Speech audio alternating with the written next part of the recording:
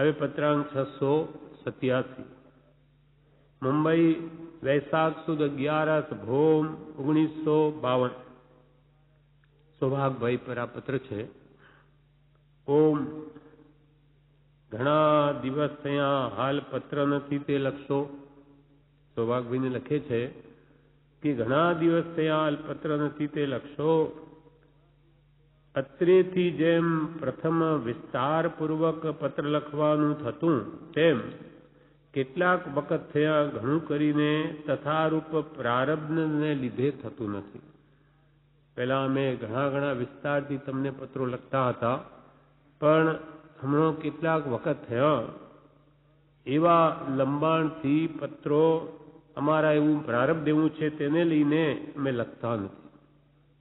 હવે કેવું પ્રારબ્ધ છે કે જેને લઈને તમે પત્રો વિસ્તારથી લખતા નથી તેનો ખુલાસો કરે છે. કરવા પ્રત્યે વૃત્તિ નથી. કેવી અદ્ભુત દશા છે કૃપાલયની. એટલે ઉપાધિ કરતા આ અંતર આત્મદશા એવી છે કે ઉપયોગને બહાર લાવવો ગમતો જ નથી. પત્ર લખવા કે કંઈ પણ કોઈ પણ પદાર્થ પ્રત્યે એમને રુચિ નથી. કરવા પ્રત્યે વૃત્તિ નથી. એટલે શું કરવા? કાંઈ પણ કરવું નથી. એમને કોઈ પણ વસ્તુ કરવા પ્રત્યે અમારો રુચિ ભાવ જ નથી. અમારે કંઈ કરવું જ નથી.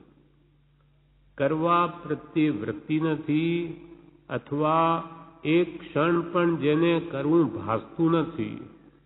એક ક્ષણ માત્ર પણ અમે કંઈક આ કરીએ એમ અમને મનમાં ભાસતું જ નથી. એટલે એવી કલ્પનાઓ કે વિકલ્પ પણ ઉઠતા નથી કે મારે આ કરવું છે, મારે આ જોઈએ છે, મારે આ લાવવું છે. કાંઈ નહીં. ઉદ્યાધીન જે થતું હોય તે કરવું છે, બીજું અમારે કાંઈ કરવું નથી. અર્થાત ઈચ્છાપૂર્વક અમારે કાંઈ કરવું નથી. ઈચ્છા રહિત, સ્વરૂપ સ્થિત ઈચ્છા રહિત આવા સત્પુરુષ છે. વિચરે ઉદય પ્રયોગ સ્વરૂપમાં સ્થિતિ છે, માટે ઈચ્છા રહિત પણ છે. કરવા પ્રત્યે વૃત્તિ નથી, અથવા એક ક્ષણ પણ જેને કરવું ભાસતું નથી. કરવાથી ઉત્પન્ન થતા ફળ પ્રત્યે જેની ઉદાસીનતા છે કે ભાઈ અમે આ વ્યવસાય કરીશું તો અમને પૈસા મળશે, નફો થશે, કે કંઈક બીજી વસ્તુ અમને મળશે, એવી એનું જે ફળ એના પ્રત્યે પણ અમને તો ઉદાસીનતા છે. વિરક્ત ભાવ છે. ઉદાસીન તેમાં પડવું એટલે ઉપર, અધ્ધર એટલે બેસવું, અધ્ધર બેઠેલા એટલે તેમાં પણ અમને કોઈ આસક્તિ છે જ નહીં. હા, સ્પર્શતો જ નથી સંસારનો.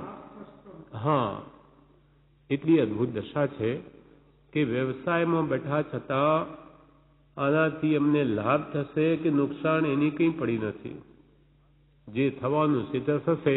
અમે ગ્રસ્ત છીએ, અમારો ફરજ છે કે આ વ્યવસાય કરવો નિમિત્ત છે. અમારા કર્મને ઉદય બેઠા છીએ.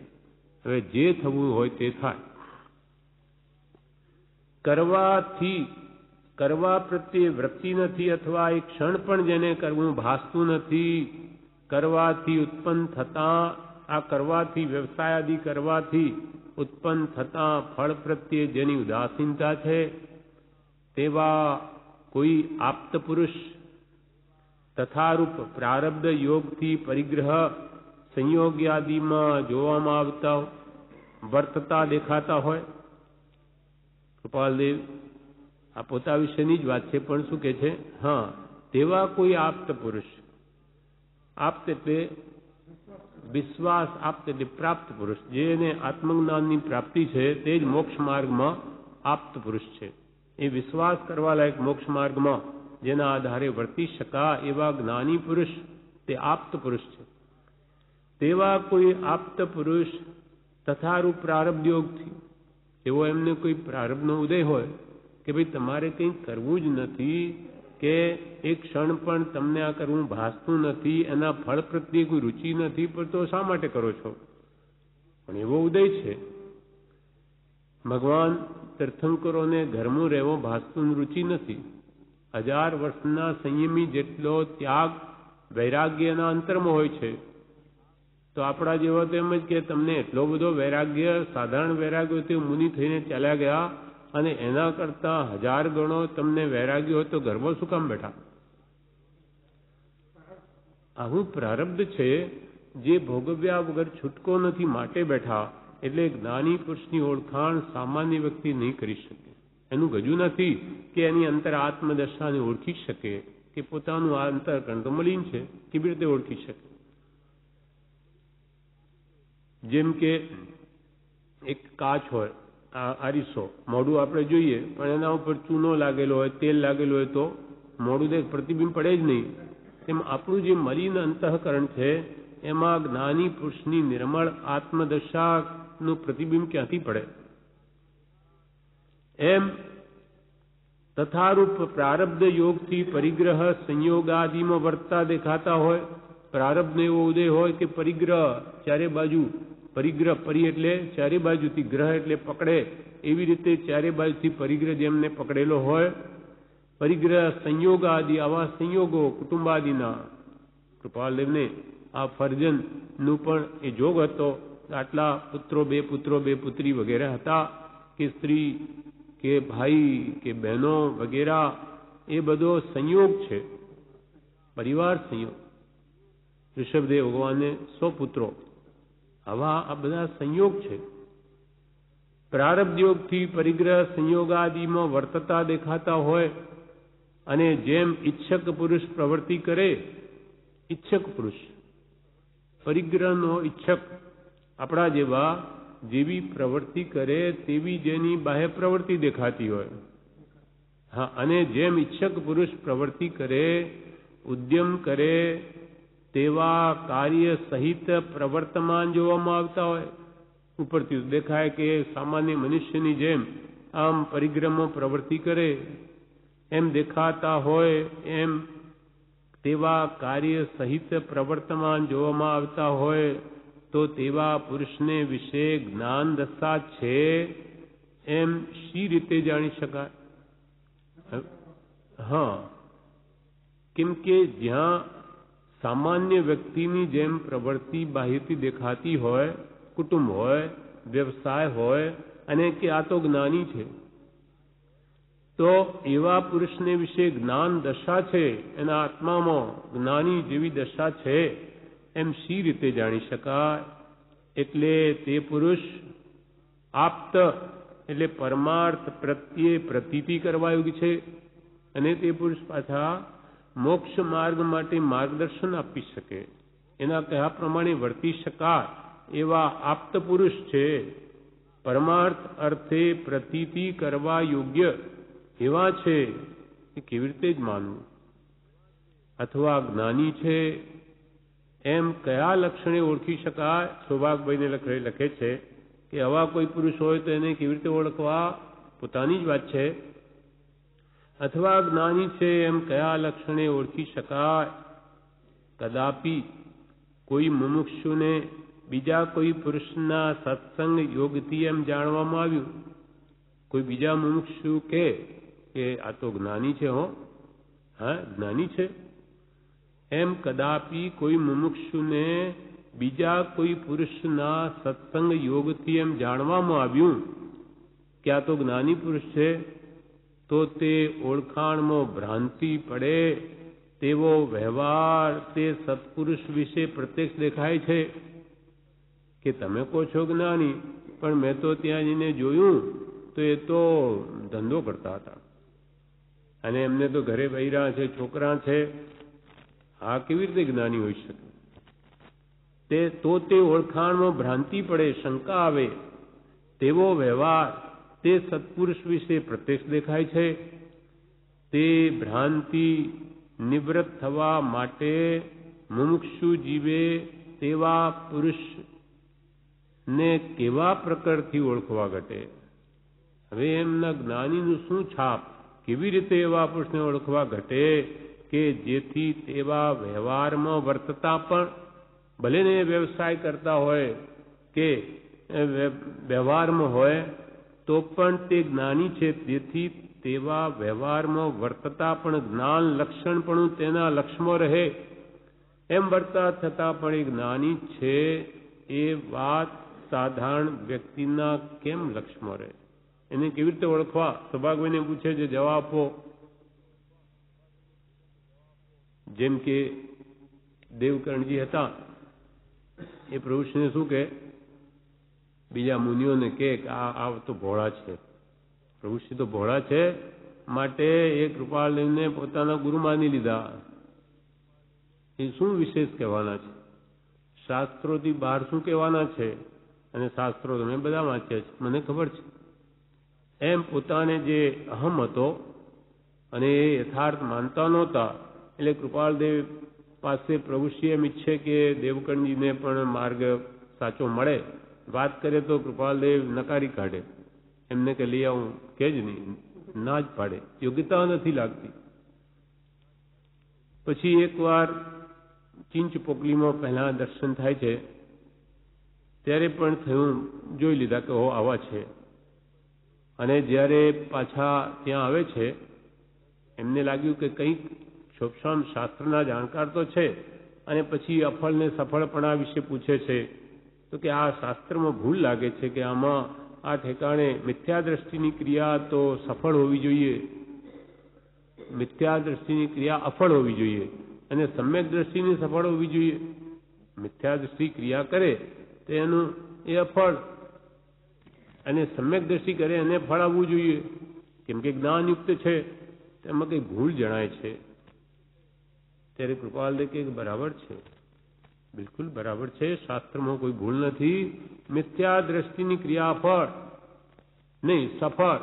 મિથ્યા દ્રષ્ટિની ક્રિયા સફળ. હા, એને સંસાર હેતુભૂત ફળ આવવા પણ છે, માટે એની ક્રિયા સફળ છે, ફળ સહિત છે. જ્યારે સમ્યક દ્રષ્ટિની ક્રિયા અફળ છે, એને કોઈ એવું સંસારરૂપ ફળ બેસવાનું જ નથી, માટે એની ક્રિયા અફળ છે. એટલે દેવકર્ણી લાયક કંઈ વિદ્વાન તો છે, શાસ્ત્રના જાણકાર તો છે. એ શંકા નિવૃત્ત થઈ. ત્યાર પછી મળવા આવે છે મુંબઈ એક દિવસ પ્રભુશ્રી સાથે. ત્યારે સહેજે કૃપાળે તો પૂછી લીધું કે તમે વ્યાખ્યાન કરો છો ત્યારે કેટલી પરસદા ભરાય છે? તો કે 1000 માણસ આવે છે. તો તમે સ્ત્રીઓ આવે છે? તો કે આવે છે. તો તેમને જોઈને તમને વિકાર થાય છે? એમને તો આંચકો લાગ્યો. તો કે આ કાયાથી થતો નથી, મનથી થાય છે. ત્યારે કૃપાલ કે મુનિએ તો મન વચન કાયા ત્રણેયથી સાચવવું જોઈએ. હવે એમને મનમાં તો થયું કે હવે શું કહેવું, એટલે પછી પોતે પણ કહ્યું કે આપ અહીંયા ગાદી તકીએ બેસો છો, તો આપને આ હીરા માણેક મોતી વગેરે પડ્યા હોય, આપનું મન નહીં દોડાતું હોય?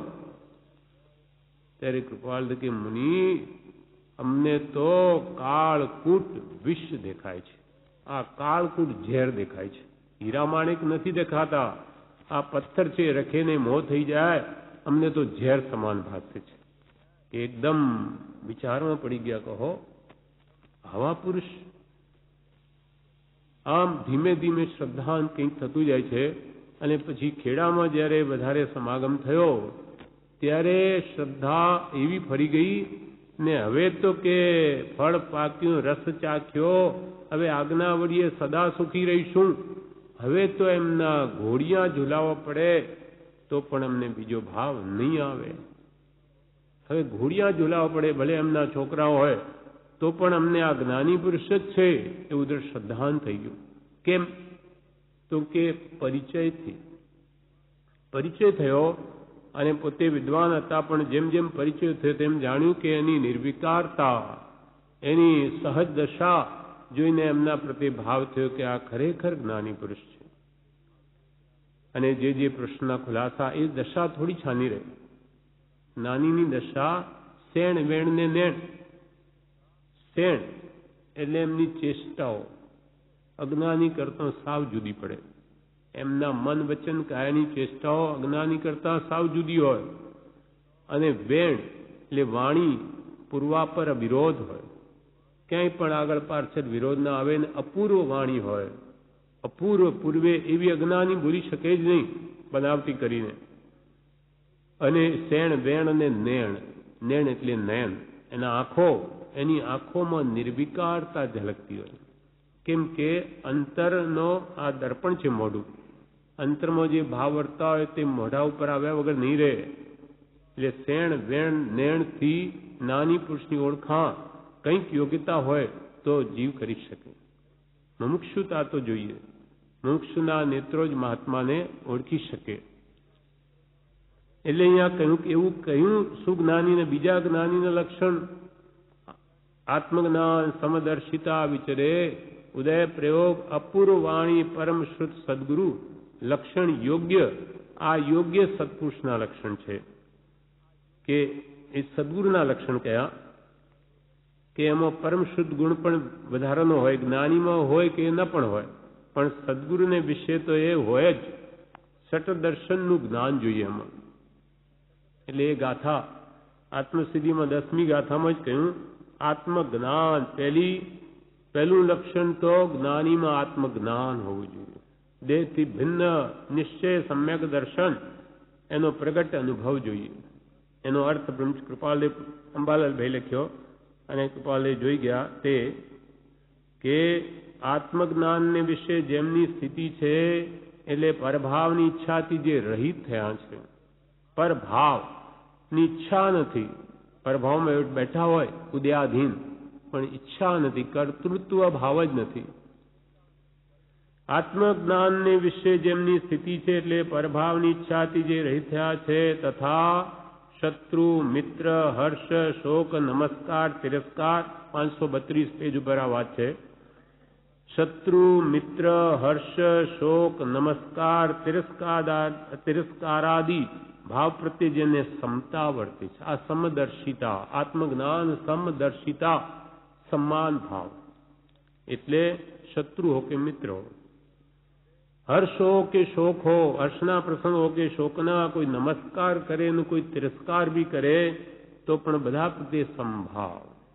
આવી ખરેખર દશા જેને પ્રગટી હોય તે જ્ઞાની પુરુષ છે.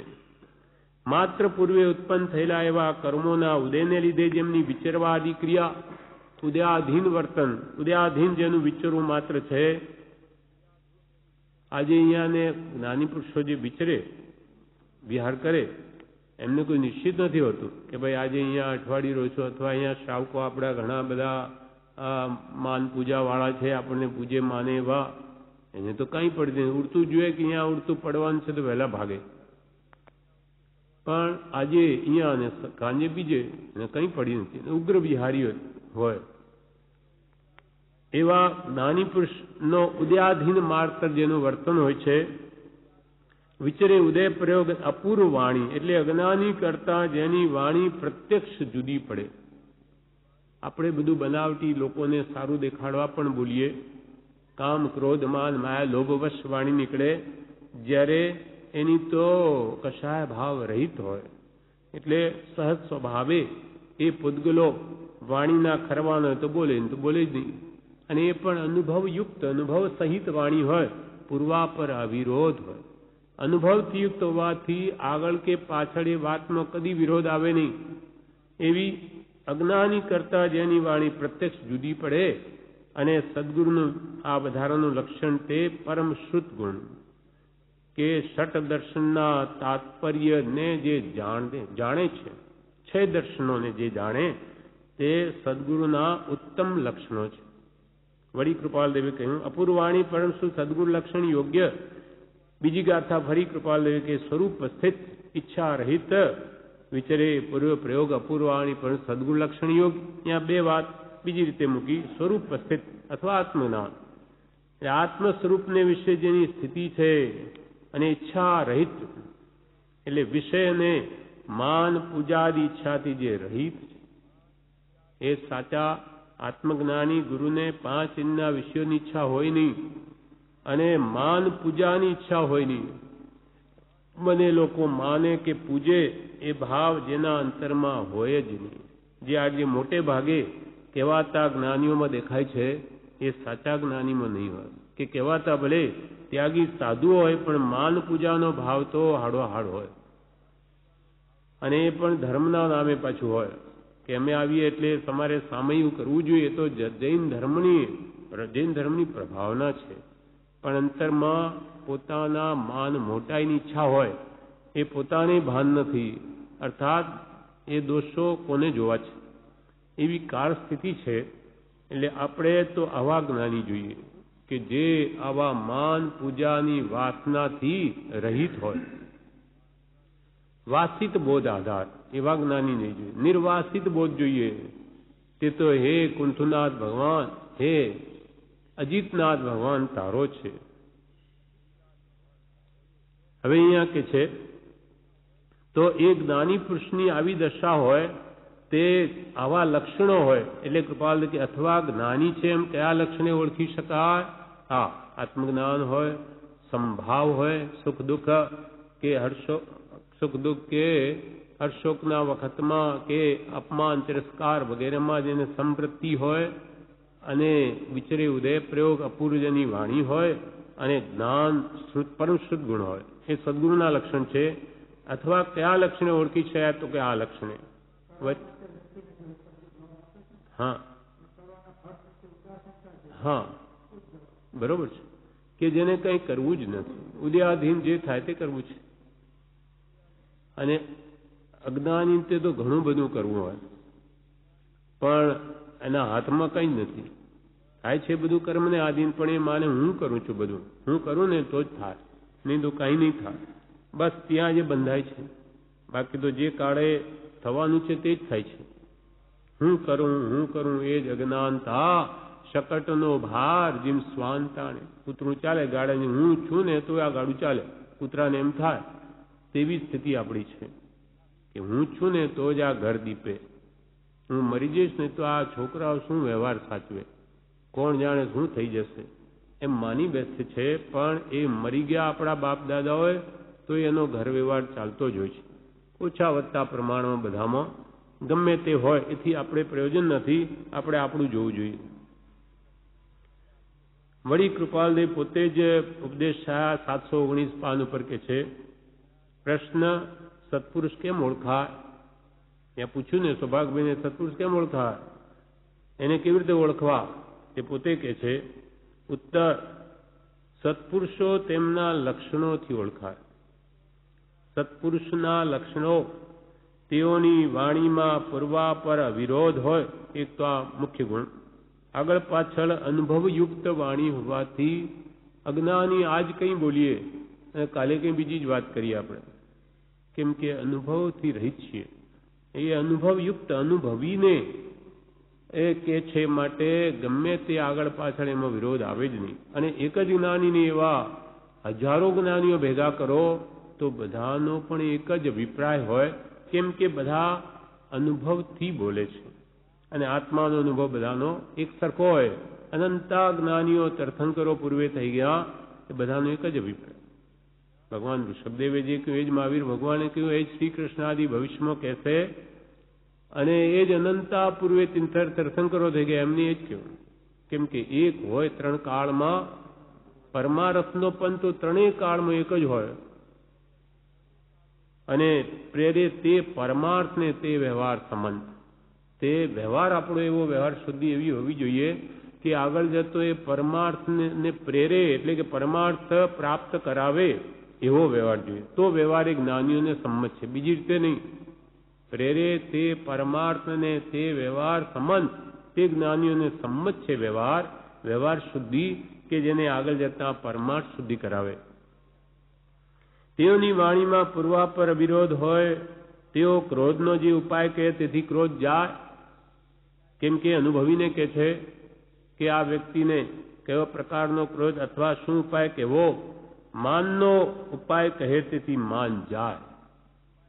જેમ કે કૃપાળુ દેવને પ્રભુશ્રીએ પૂછ્યું કે સાહેબ 5 વર્ષથી એકાત્રા ઉપવાસ, તમારે શું જોઈએ મુનિ? તો કે મારે સમકિત જોઈએ અને બ્રહ્મચર્યની દ્રઢતા જોઈએ. કે 5 વર્ષથી એકાત્રા ઉપવાસ કરું છું અરગચંદજી મહારાજ પર દીક્ષા લીધા પછી, તોય કે મનથી બ્રહ્મચર્યનું પાલન થતું નથી. એકાત્રા ઉપવાસ કરે છે 5 વર્ષથી, જિજ્ઞાસા કેટલી છે કે મનથી પણ ભાવ ઉઠે નહીં. એનો શું ઉપાય? ત્યારે ગુરુ હરકચંદજી કહે કે ઉપવાસ કરો એકાંતરા, તો કે એ કરું, જે કહો તે કરું. 5 વર્ષ કર્યા તો એ મનથી બ્રહ્મચર્યનું પાલન થયું નહીં. વૃત્તિ ઉઠે એટલે કૃપાલદેવને પૂછ્યું મારે આ જોઈએ. તો કૃપાલદેવે કેવો ઉપાય બતાવ્યો? ભોજન નહીં છોડાવ્યું, પણ ખાતા પીતા એ વૃત્તિઓને વશ કરાવી દીધી કે મુનિ નીરસ આહાર કરજો. કદાચ કોઈ ભક્તિ ભાવે તમને પાત્રમાં નાખી દે, કોઈ પણ ભારે ખોરાક મિષ્ટાન વગેરે, તો તમે ખાશો નહીં, બીજાને આપી દેજો. નીરસ આહાર કરજો, અને એ પણ ધરાઈને નહીં. તો એ રીતે નીરસ આહાર કરતા ખાતા છતાં મનથી પાલન થઈ ગયું. આ જ્ઞાની પુરુષે બતાવેલો ઉપાય છે, માટે એ અફળ જાય નહીં. એટલે આ કૃપાલદેવે કહ્યું કે તે જે ઉપાય કહે તેથી ક્રોધ જાય, માનનો ઉપાય કહે તેથી માન જાય, તેમ કામનો ઉપાય જવાનો બતાવ્યો તો કામ વાસના ગઈ અંતરથી. પણ એમ જ્ઞાનીની વાણી પરમાર્થ રૂપ જ હોય છે. એમાં દરેક વાતમાં પરમ અર્થ એટલે ઉત્કૃષ્ટ પ્રયોજન એવું આત્માર્થ હોય જ. જ્ઞાનીની વાણી પરમાર્થ રૂપ જ હોય છે. તે અપૂર્વ છે, અપૂર્વ, પૂર્વે નહીં સાંભળી એવી વાણી હોય છે. જ્ઞાનીની વાણી બીજા અજ્ઞાનીની વાણીની ઉપર ને ઉપર જ હોય, એટલે કે જુદી જ પડે. એ અજ્ઞાનીની વાણીથી જ્ઞાનીની વાણી સાવ જુદી પડે. એટલે ઉપર ને ઉપર જ હોય. જ્યાં સુધી જ્ઞાનીની વાણી સાંભળી નથી ત્યાં સુધી સૂત્રો પણ છાસ બાકડા જેવા લાગે. જ્ઞાની પુરુષો એક સૂત્રનો અર્થ કરે અને એનો મર્મ સમજાવે, અને એક અજ્ઞાની સમજાવે. રાત દિવસનો અંતર છે. જેમ કે આ કૃપાલના વચનો છે, આપણે આ પ્રભુ શ્રી બ્રહ્મચારીજીના આધારે એનો મર્મ સમજીએ છીએ તો એ વાસ્તવિક મર્મ સમજાય છે. અને આપણી કલ્પનાઓથી જ એના અર્થો કર્યા કરીએ. આપણે તો અજ્ઞાની છીએ, અને જ્ઞાનીની વાણીને જ્ઞાની સમજાવે તો એ યથાર્થ છે, સમ્યક છે. એમ અહીંયા કે છે એક સૂત્ર હોય એને એક જ્ઞાની સમજાવે, જ્ઞાની પુરુષ તો એમાં ઓપ આવે. એ લાગે કે હો આવા વચનો, આમાં તો કેવો ઊંડું રસ છે, કેવો ભાવ ભરેલો, અને આપણને ખ્યાલ જ નહીં આવે. એમ જ્યાં સુધી જ્ઞાનીની વાણી સાંભળી નથી ત્યાં સુધી સૂત્રો પણ છાસ બાકડા જેવા લાગે. અને એના વચનો જ્ઞાની પુરુષ સમજાવે તો એનો અદ્ભુત મર્મ ભાસે. એટલે અહીંયા કૃપાલદેવે કહ્યું કે અથવા આ જ્ઞાની છે ને કયા લક્ષણે ઓળખી શકાય? તો કે આવી રીતે એ જે ઉપાય બતાવે તેથી દોષ જાય જ, તો એ સાચા જ્ઞાની પુરુષ. જેમ કે મોતીલાલ ભાવસાર ઉત્તર સંધામાં કૃપાલદેવની પાછળ ફરે. કૃપાલદેવ કે અમે મારે પાછળ પડ્યા છો શું જોઈને? તો કે આપ જ્ઞાની છો. કેવી રીતે ઓળખ્યા? તો કે અમને એમ લાગે છે કે આપ જ્ઞાની છો. તો કે આવી રીતે ચેષ્ટા બીજો કોઈ કરશે તો કે નહીં કરી શકે, અને કરે તો કે કરી શકે જ નહીં. તો કયા પ્રકારે તમે આ દ્રઢ કર્યું કે અમે જ્ઞાની છીએ? તો કે સાહેબ આપ મળ્યા પછી અમારા અંદરની ઈચ્છાઓ બધી નાશ થઈ ગઈ. અમને કોઈ સંસાર ભાવ ઉત્પન્ન નથી, રુચિ જ ઉત્પન્ન થતી નથી. એથી અમને તો લાગે છે કે આપ જ્ઞાની છો. સાક્ષાત સમાગમથી અનુભવ થયો કે આપ ખરેખર જ્ઞાની છો, કેમ કે અમારે અંતરની વાસના ચાલી ગઈ. એ અનુભવથી કહીએ છીએ કે તમે જ્ઞાની છો.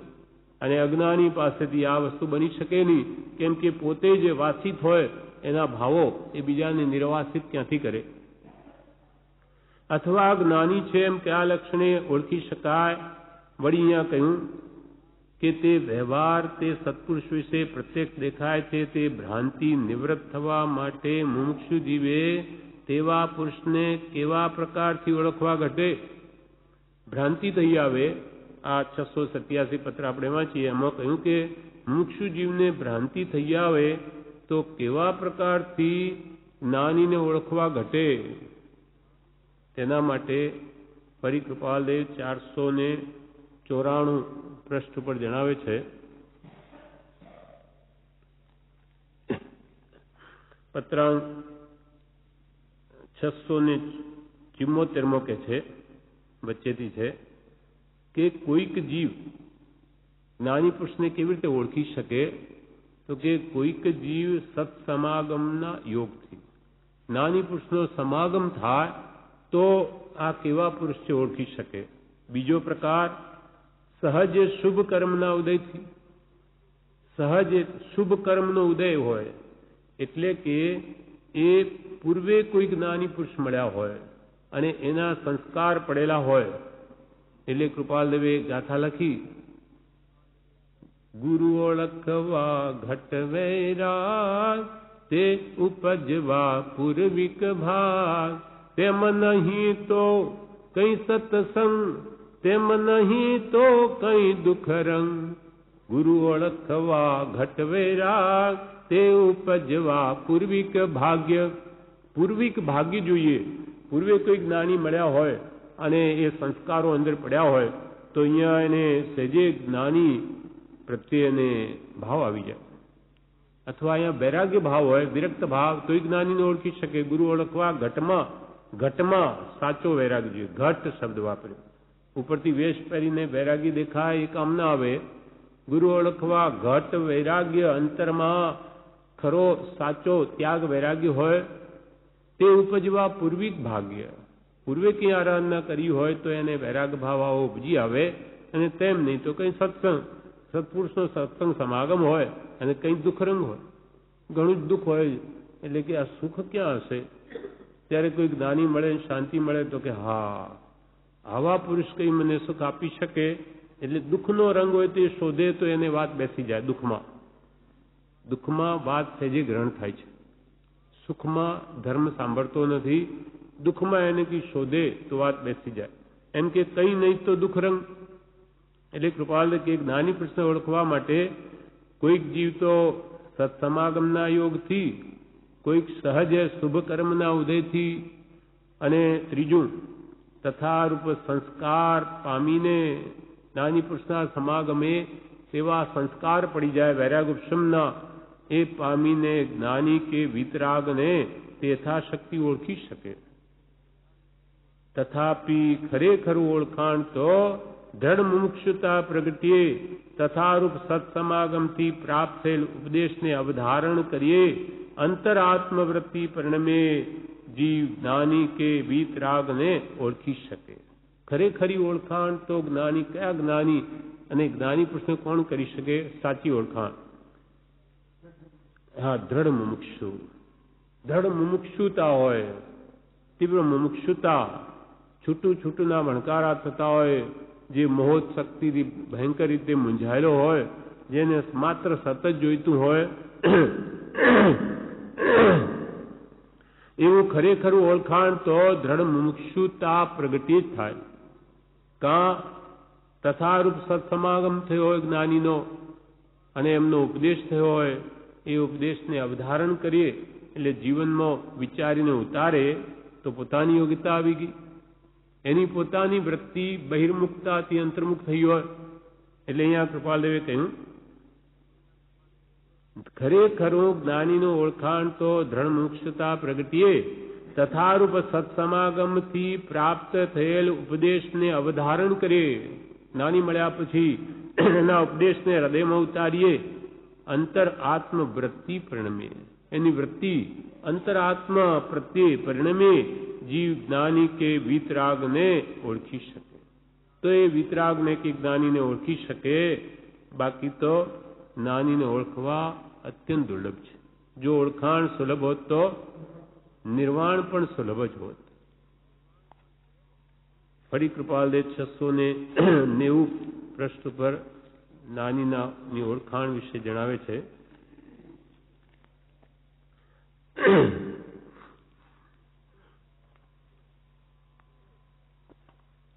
કે પાનું 690 પર કે છે કે જ્ઞાની પુરુષ ભલે આહાર કરતા હોય તો પણ એની પ્રવૃત્તિ બધી ઉપલક જ હોય, આપણી જેમ આસક્તિપૂર્વક નહીં હોય. આહાર આદિ છેલ્લી લીટી મૂકે છે. આહાર આદિ વગેરેમાં પણ જ્ઞાની પુરુષની પ્રવૃત્તિ બાહ્ય વર્તે છે. જ્ઞાની પુરુષ ભોજન કરતા હોય કે જ્ઞાની પુરુષ રાજ્ય કરતા હોય કે જ્ઞાની પુરુષ કોઈ પણ ભોગાદિમાં પ્રવૃત્તિ હોય તો પણ કે છે એની પ્રવૃત્તિ ઉપરની જ હોય છે.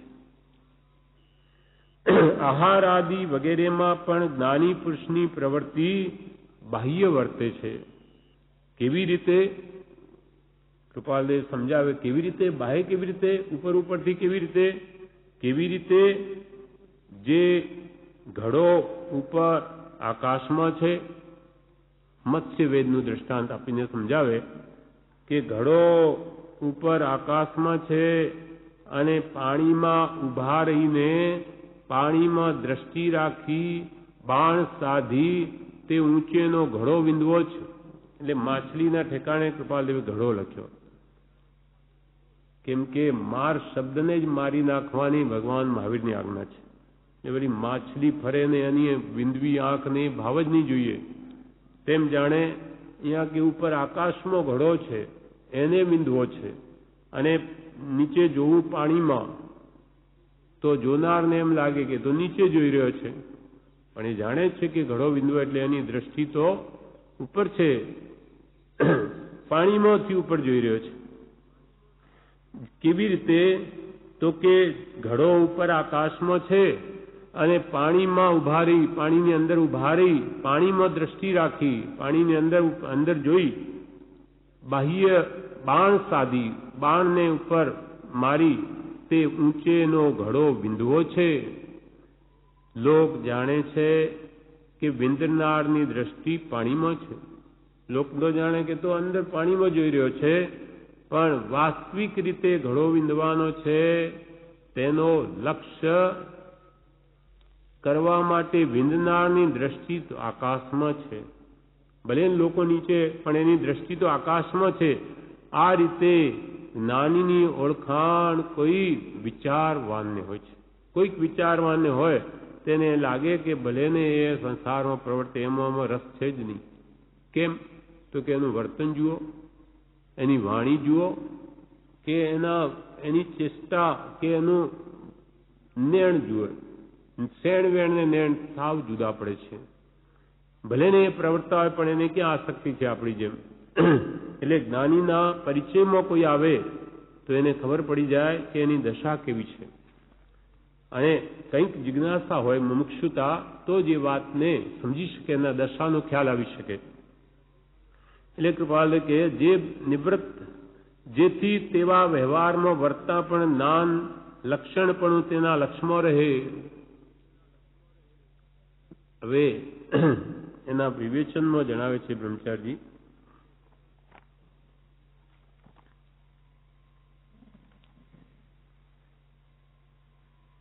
પહેલા આ પત્ર જ પૂરો કરી દઉં, વિવેચન કાલે લેશું. એમાં એમ કે છે આગળ બીજો પેરેગ્રાફ કે સર્વ પ્રકારે જેને પરિગ્રહાદિ સંયોગ પ્રત્યે ઉદાસીનપણું વર્તે છે, સર્વ પ્રકારે જેને પરિગ્રહાદિ સંયોગ પ્રત્યે ઉદાસીનપણું વર્તે છે. પરિગ્રહાદિ સંયોગ છે પણ એમને તો ઉદાસીન ભાવ જ છે, એમને કંઈ જોઈતું નથી. અર્થાત અહમ મમત્વપણું તથારૂપ સંયોગો વિશે જેને થતું નથી, પરિગ્રહ હોવા છતાં અહમપણું કે મારાપણું થતું નથી, અથવા પરીક્ષીણપણું થયું છે, અનંતાનુબંધી પ્રકૃતિ રહિત માત્ર પ્રારબ્ધ ઉદયથી વ્યવહાર વર્તતો હોય, જેને અનંતાનુબંધી પ્રકૃતિ નથી અને પ્રારબ્ધ ઉદયથી માત્ર એવો વ્યવહાર વર્તતો હોય, તે વ્યવહાર સામાન્ય દશાના મુમુક્ષુને સંદેહનો હેતુ થઈ તેને ઉપકારભૂત થવામાં નિરોધભૂત થતો હોય. જ્ઞાની પુરુષનો આવો બાહ્ય વ્યવહાર સામાન્ય વ્યક્તિને આડો આવતો હોય એવું તે જ્ઞાની પુરુષ દેખે છે, કેમ કે એની તો બાહ્ય દ્રષ્ટિ છે. સામાન્ય વ્યક્તિની, જ્ઞાનીને ઉપરથી ત્યાગી હોય તો કે મહાત્મા અને કપડાં પહેરેલા હોય તો સંસારી એમ ભાસે, અને તે અર્થે પણ પરિગ્રહ સંયોગ આદિ પ્રારબ્ધોદય વ્યવહારની પરીક્ષીણતા ઈચ્છે છે. બીજા જીવોને પણ જ્ઞાની પ્રત્યે સદભાવ રહે એના માટે જ્ઞાની પુરુષો પણ આ પરિગ્રહ આદિ સંયોગ જે પ્રારબ્ધને કારણે છે એની પણ પરીક્ષીણતા જ ઈચ્છે છે કે અમારો બહારનો ઉદય જો નાશ પામે તો બીજા જીવોને પણ કંઈક સત પ્રત્યે શ્રદ્ધા થાય, અમારા પ્રત્યે વિશ્વાસ આવે. એટલે તે અર્થે પણ બીજા જીવોને અર્થે પણ પરિગ્રહ સંયોગાદિ પ્રારબ્ધોદય વ્યવહારની પરીક્ષિણતા છે. અને તેમ થતા સુધી કેવા પ્રકારથી તે પુરુષ વર્ત્યા હોય તો તે સામાન્ય મોક્ષને ઉપકાર થવામાં હાનિ ન થાય. સૌભાગભાઈને પૂછે છે કે અમે કેવી રીતે એવી રીતે વર્તીએ કે જેથી કોઈ સામાન્ય જીવો પણ અમને સમજી શકે કે આ જ્ઞાની છે, એ બતાવો. અમે કેવી રીતે વર્તીએ, કેવા પ્રકારથી કે તે સામાન્ય મુમુક્ષુને પણ ઉપકાર થવામાં હાનિ ન થાય. પત્ર વિશેષ સંક્ષેપમાં લખવાનું થયું છે તે પણ તે પ્રત્યે તમે તથા શ્રી અચલ વિશેષ મનન કરશો. તમે અને શ્રી બે જણા ખૂબ વિશેષ મનન કરજો કે આમાં અમારો કહેવાનો આશય શું છે. વિવેચનો બ્રહ્મચારી કહે છે, પૂજ્ય શ્રી કે કૃપાલય કહે છે, કંઈક લખવા પ્રત્યે સંસારના કામ પ્રત્યે વૃત્તિ નથી, આત્માના મૂળ સ્વભાવ પ્રત્યે વૃત્તિ રહે છે, બીજા પ્રત્યે વૃત્તિ નથી. ભેદ જ્ઞાનની પ્રગટતા હોય તેને એવી દશા હોય છે. હવે કે છે આ જ્ઞાની પુરુષ છે એ કેવી રીતે ઓળખાય, કયા લક્ષણથી ઓળખાય? ત્યારે કૃપાલદેવ સૌભાગભાઈને પૂછે છે કે બહારની ચેષ્ટા પરથી તો કંઈ ઓળખાય એવું નથી. કેમ કે મણિલાલ બોટાદવાળાને કહ્યું કે મુંબઈમાં જ્ઞાની પુરુષ છે, સૌભાગભાઈ કહ્યું, પણ કૃપાલદેવ એને આવવાની ના લખી. કારણ કે ત્યાં જાય તો જુએ કે આ તો વેપારી છે, આ શાના જ્ઞાની? સૌભાગભાઈ કે જ્ઞાની પુરુષ આ તો સંસારી છે. એટલે ઉડતો જે ભાવ થયો એ પલટાઈ જાય. એટલે કૃપાલય કે નહીં, ત્યાં આવશો નહીં. એમ જ્ઞાની ગ્રસ્ત અવસ્થામાં હોઈ શકે છે એવું વિચારીને નક્કી કર્યું હોય તો ઓળખાય. મુમુક્ષુના નેત્રો મહાત્માને ઓળખી લે છે, બીજાને ખબર ન પડે. જ્ઞાની અંતરમાં કેવી રીતે વર્તે છે તે મુમુક્ષુને ખબર પડે, બીજા જીવો તો સામા આઘા જાય કે આ શાના જ્ઞાની. એમ જ્ઞાની પુરુષોની ખરી અંતરાત્મદશા તો કોઈ મુમુક્ષુ જ જાણી શકે. આ પ્રમાણે આ પત્ર પૂરો થયો. હવે પત્રાંક 688 મુંબઈ વૈશાખ સુદ 6 રવિ 1952, 3 લીટીનો જ પત્ર છે. એમાં કહ્યું આ અંબાલાલભાઈ ઉપર છે. પત્ર મળ્યું છે તથા વચનોની પ્રત મળી છે. તે પ્રતમાં કોઈ સ્થળે અક્ષરાંતર તથા શબ્દાંતર થયેલ છે, પણ ઘણું કરીને અર્થાંતર થયેલ નથી. પણ ઘણું કરીને અર્થમાં કોઈ ફરક પડતો થયેલ નથી. તેથી તેવી પ્રતો શ્રી સુખલાલ તથા શ્રી કુંવરજીને મોકલવામાં અડચણ જેવું નથી. પાછળથી પણ તે અક્ષર અથવા શબ્દની શુદ્ધિ થઈ શકવાયું છે. આ પત્ર પૂરો થયો. એમાં કૃપાળદેવે અંબાલાલભાઈને એમ કહ્યું કે તમે જે વચનો લખ્યા પ્રત મળી એમાં એ પ્રતમાં કોઈ અક્ષરાંતર અને શબ્દાંતર થયેલો છે. અક્ષરોમાં ફેરફાર થયેલો છે કે શબ્દોમાં ફેરફાર થયેલ છે, પણ અર્થાંતર થયેલ નથી. અર્થમાં કોઈ ફરક પડતો નથી. માટે એવી પ્રતો તમે સુખલાલ અને કુંવરજીને ભલે મોકલો, એમાં કોઈ અડચણ નથી. પાછળથી પણ આ અક્ષર તથા શબ્દની શુદ્ધિ તો થઈ શકવા એવી છે. અર્થાંતર હોય તો કંઈક એમાં હમણાં કરવું પડે, નહીં તમે આ ભલે મોકલો. પત્ર મળ્યું છે તથા વચનોની પ્રત મળી છે. તે પ્રતમાં કોઈ સ્થળે અક્ષરાંતર એટલે અક્ષરમાં ફેરફાર તથા શબ્દાંતર એટલે શબ્દોમાં ફેરફાર થયેલ છે, પણ ઘણું કરીને અર્થાંતર થયેલ નથી. અર્થમાં કોઈ ફરક પડતો નથી. તેથી તેવી પ્રતો શ્રી સુખલાલ તથા શ્રી કુંવરજીના પહેલા પત્રો આવ્યા એ વાંચવા માંગતા હતા. તો કે અંબાલાલભાઈને લખજો. હવે એમણે કંઈ તૈયાર કર્યું હશે તે મોકલી જોયું કે આ મોકલું છું. કૃપાલને મોકલી તો કે એમાં ખાલી શબ્દોમાં ફેરફાર છે કે અક્ષરોમાં, પણ અર્થમાં નથી. માટે આ તમે વચનો સુખલાલભાઈ અને કુંવરજીભાઈને ભલે મોકલો, એમાં કોઈ અડચણ નથી. પાછળથી પણ તે અક્ષર તથા શબ્દની શુદ્ધિ થઈ શકવાય છે. પાછળથી પણ એ શુદ્ધિ તો કરી શકાશે. આ પ્રમાણે આ પત્રાંક 688 પણ પૂરો થયો. આવતીકાલે પત્રાંક 689 લઈ